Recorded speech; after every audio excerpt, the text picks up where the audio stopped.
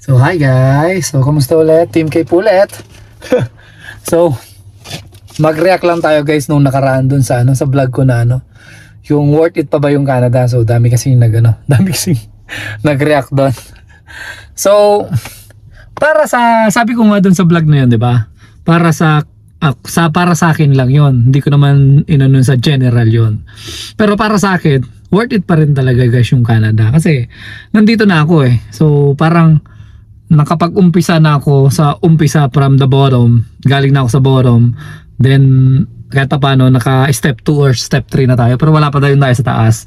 Pero kahit paano nandun na tayo, 'di ba? Nakaumpisa na tayo, nakapag-umpisa na tayo. Hindi tayo pumunta rito sa nagsimula sa simula ulit, 'di ba? So nakapag-umpisa na tayo. So para sa akin, worth it pa talaga siya kasi 'di ba nandito na nga ako. Okay naman yung trabaho ko, nandito yung family ko. 'Di ba? Nakabili na rin ako ng bahay, minsan nakabili ako ng sasakyan. Although utang mga 'yon, pero dahil nakabuild na ako ng credit ko rito, so napapautang ako ng mga bangko dito. So nakikita nila na maayos ako magbayad, kaya napapautang ako. So maganda yung credibility ko, yung credit score ko. So para sa akin, experience ko, yes, guys, worth it pa yung Canada. So sa mga nagsasabi na hindi siya worth it, hindi ko alam kung bakit ganun yung nila, 'di ba? So kung nandito na ba talaga sila or papunta pa lang sa dito or ano nangyari, di ko alam. Syempre, kada tao, 'di ba? Every person has different syempre experience, 'di ba? So para sa experience ko, maayos ang experience ko. Para sa iba, hindi ko alam, 'di ba? Kasi nga yung Canada hindi talaga para sa lahat.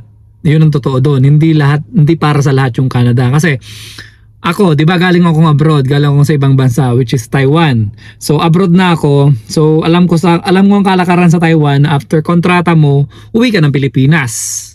'Di ba? Sa ibang bansa, ganun din siguro. Hindi ko alam yung ibang bansa. Ang alam ko sa Dubai, parang renew lang dun eh. 'Di ba? Syempre iba-iba yung experience natin. Pero dito nga dito sa Canada, ako nga galing akong Taiwan, ganun ang experience ko, 'di ba? So, alam ko sa Taiwan after kontrata ko, uwi ako. Kaya sabi ko, gusto ko makapunta sa lugar na kahit matapos ang kontrata ko, pwede akong mag-stay ng longer, which is sabi ko nga naisip ko yung Canada kasi dito pwede ako mag-apply ng permanent residence ko. 'Di ba? So which is pumunta ako rito na ang thinking ko na makapag-apply ako doon. Hindi thinking ko is makapag-Canada lang ako para yumaman. So sabi ko, kaya ako nag-abroad pala guys. Yung reason bakit ako nag-abroad is para makaipon ng pera, 'di ba? Para makaipon tayo ng pera. Normally ganoon naman ganoon naman yung mga reasons natin, 'di ba? Kaya ka mag-abroad para makaipon ng pera. Hindi ka naman nag-abroad para magpasarap, 'di ba? Kaya ka nag-abroad para magtrabaho, para makaipon ng pera. 'Di ba? Hindi para mag-abroad para magpasarap, para magpagwapings, para magpa-Japorms, hindi ganoon. Pumunta ng Canada pumunta ng abroad para magkaroon ng magandang trabaho, para magkaroon ng magandang income, para makaipon, para at the end of the day, at the end of ng edad mo, pag dumanda ka na, uwi pa rin tayo sa Pilipinas kasi doon talaga tayo doon tayo magre-retiro, 'di ba? Pilipinas pa rin tayo guys, hindi tayo dito sa Canada. Although citizen na tayo dito, nag-apply tayo ng citizenship, hindi ibig sabihin na dito na ako tatanda. Syempre, Pilipinas pa rin ako guys kasi yun ang aking lupang sinilangan eh. So Pilipinas pa rin ako. Walang makakatalo sa Pilipinas, sa pusong Pilipino ko. So Pilipino pa rin talaga tayo. So, yun guys. Pag nakapag-umpisa ka na rito sa Canada, para sa akin lang to para siguro sa experience ko lang, pag nakapag-umpisa ka na dito sa Canada, maganda na rito, worth it talaga.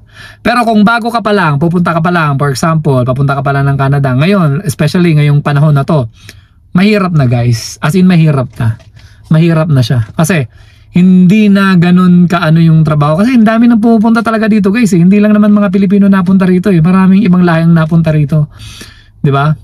Iba-ibang lahi ang napunta rito, hindi lang Pilipino ang napunta ng Canada guys. Kaya isa sa dahilan kung bakit sinasabi ng iba na hindi na worth it, di ba? Kasi yun nga, ang dami ng sinasabi nila konti na lang yung trabaho, which is nangyayari yung ganun gawa ng sa dami ba naman ang pumupunta rito ng Canada guys. Hindi lang Pilipino ha, hindi lang tayong Pilipino, marami pupunta rito.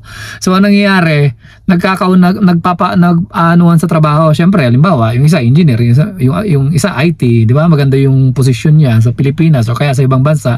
Syempre yung gusto niya trabaho, yun din. Di ba? O kaya malapit doon. O kaya yung mga daming student dito guys, 'di ba?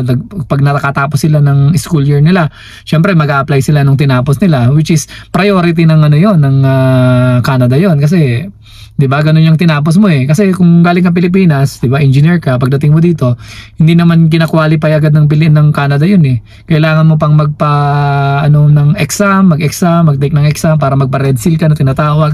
'Yun, maraming mga proseso guys, hindi ganun kadali. So, kung bago ka pa lang, papunta ka ng Canada, halimbawa, maganda yung trabaho mo sa Pilipinas guys, kumikita ka ng 100,000 kumikita ka sa Pilipinas, wag ka nang pumunta rito, utang na loob. Utang na loob, maganda yung trabaho mo, tapos kumikita ka 100,000, tapos wala kang binabayarang utang. Sa Pilipinas ka na, utang na loob. Kasi kung ako ganon lang, kung ako sa katayuan mo, kumikita ako ng gano'n tapos wala akong binabayarang utang, wala akong binabayarang bahay, okay na yon.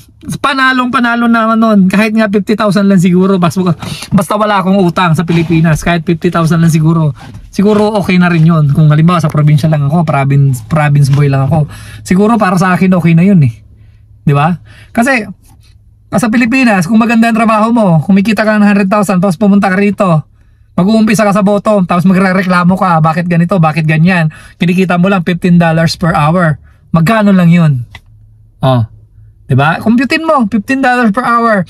Yung bi-weekly mo, baka kumita ka lang ng 1.2 lang yun guys, so 40,000 lang yun. Sabihin mo, kikita ka lang ng 80,000, isipin mo yun, pinagbalit mo yung 100,000 sa 80,000.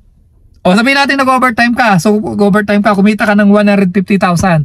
Sa peso convert mo 150, which is nakakaano ka, let's say 3,000. Kumita ka ng 3,000 sa isang buwan. Guys, hindi malinis yung 3,000 na yun. Kasi, babayaran mo yung pagkain mo. Babayaran yung mga bills mo, cellphone bills. 'Di ba? Kung may kotse ka, babayaran mo yung kotse mo. Kung may, 'di ba, may kotse ka, nagbabayad ka ng insurance, nagbabayad ka rin ng gas noon, syempre. Hindi man pwedeng hindi ka nagagas noon, 'di ba? Babayaran mo rin yung insurance noon, babayaran mo rin yung pagkain mo. Maraming babayaran dito guys. So malaki yung sahod dito, totoo malaki yung sahod, lalo kung nakapag-umpisa ka na, malaki yung sahod, pero malaki din yung gastos guys. Yun hindi nyo nakikita yun eh, yung kinukompute nyo lang kasi yung sahod. Yung sahod lang kinukompute nyo. Kukumputin nyo 15 hours $15 per hour. So mag-work ako ng 10 hours, makakaano ako, ganito, ganyan. Kinompute nyo lang guys yung yung per hour, yung sahod lang eh. Hindi nyo kinompute guys yung gastos. Kasi malaki ang gastos dito guys, hindi birong gastos dito. Kaya nga sabi ko sa iyo, kung ikaw malaking kita mo sa Pilipinas, malaking kita mo sa Pilipinas, utang na loob talaga, wag ka nang umalis ng Pilipinas kasi okay ka na dyan. Kasi kami na nandito guys, ako personally, gusto ko pa rin sa Pilipinas talaga. Sabi ko nga, kung kikita ko ng 100,000 sa Pilipinas, uwi na lang ako guys. Mahirap ang buhay dito, as in mahirap ang buhay dito, hindi ganun kadali ang buhay dito. Pinakita ko naman sa inyo mga dapat yung pagandaan, di ba? Pag pupunta ka ng Canada, pagandaan mo yung utang, mangungutang ka rito. Pagandaan mo ang lamig, kasi malamig dito. Homesick, di ba? Kasi wala namang pamilya mo rito, nag-isa ka lang dito eh, di ba? Hindi ganun kadali guys. Basta lang sabihin nila Canada, maganda buhay niyan, Canada. Hindi ganun guys. Hindi porket nasa Canada ka, maganda ng buhay mo. Hindi ganun. Reality check tayo guys. Yes, maganda yung Canada, pero hindi siya kaganda, hindi siya yung sinasabi mo na magandang maganda. Maganda lang yung mga picture. Maganda lang yung mga picture. Maganda yung mga picture na pinupuntahan, pero hindi ibig sabihin magandang buhay dito. So, ikaw ba willing ka mag everyday trabaho ka ng trabaho hanggang mag 65 ka na? 'Di ba? 65 ka na, trabaho ka pa rin ng trabaho. Maraming ganun dito guys ha. Hindi ko naman nilalahat ha. Hindi ko nilalahat. Pero maraming ganun dito. Makikita mo dito guys, matanda na, nagtatrabaho pa rin. 'Di ba? Kasi nga gusto nila makaipon daw. Pero imagine, bata ka pa lang, nag-work ka na. Syempre, iba-iba naman yung circumstances ng mga tao, 'di ba? So, hindi natin alam kung ano mga nangyayari sa buhay nila. Pero yun nga, back to topic, kung worth it pa ba ang Canada? Dahil sa mga nag-react, worth it pa po ang Canada kung nandito ka na. Pero kung bago ka pa lang, tapos kumikita ka ng 100,000 sa Pilipinas, please lang, huwag ka nang pumunta kasi maganda na ang buhay mo sa Pilipinas. Huwag ka nang pumunta. Pero sasabihin niya, hindi ko alam din kasi 'di ba? Hindi mo rin masabi talaga kasi 'di ba, may mga doktor, may mga engineer, pupunta pa rin sila dito, pinagpapalit nila yung buhay nila sa Pilipinas, 'di ba? Pero hindi natin alam eh. So para lang sa akin, worth it pa rin ang Canada kasi nandito na ako, nakapag-umpisa na ako. 'Yun. Pero kung bago pa lang ako talaga, hindi na siguro ako pupunta. Hindi. Kung OFW ako guys kung OFW ako, pupunta ako. Pero kung magandang buhay ko sa Pilipinas, kumikita ko na maayos, nabubuhay ko yung family ko na maayos, hindi na ako pupunta. 'Di ba? Pero kung yun nga, kung OFW ako sa ibang bansa, pupunta pa rin ako ng Canada kasi mas maganda sa Canada kasi yun nga, ma-PR ka, may chance ka ma-PR, hindi mo kailangan may kontrata na mong kontrata, 'di ba? So worth it pa rin ang Canada guys. So sa mga nag-react guys, so hindi ko alam kung nandito ka sa Canada o nasa Pilipinas ka or ibang bansa ka. So marami pa naman bansa yung magandang puntahan Hindi lang naman Canada So kasi dito ngayon sa Canada, ang dami na ngayon sa Canada. So totoo yung yung iba marami talagang trabaho, wala. Totoo 'yun.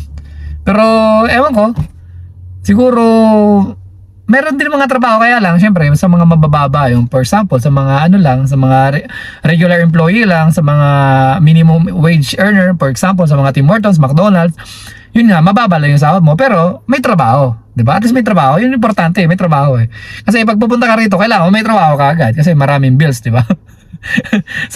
so ano ba mag-usapan natin? So yun muna guys. pag may reaction pa kayo dito sa video na to, so message nyo lang. So para sa akin lang yun para lang sa akin. So salamat. Bye.